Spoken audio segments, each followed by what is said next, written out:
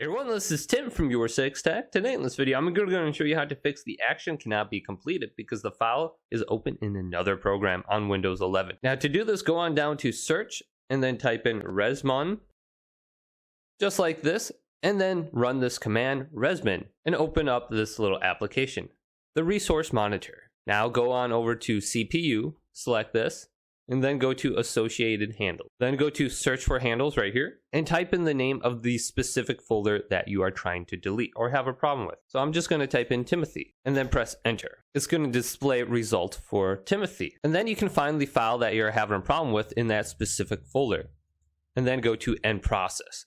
And then you should be able to delete it from that specific folder now. Now another way that you can try is to go to the Windows Start button right here, select this with right click, and then go to Task Manager. Then once this opens up, locate the applications on the top and go to End Task right here and select this. Then you can also go through your background processes and see if there's any applications that might be related to that specific file or folder that you're trying to delete. But hopefully this video did indeed help you out. If it did, leave it a big thumbs up and subscribe to my channel down below for more tech videos coming up next on YourSixTech.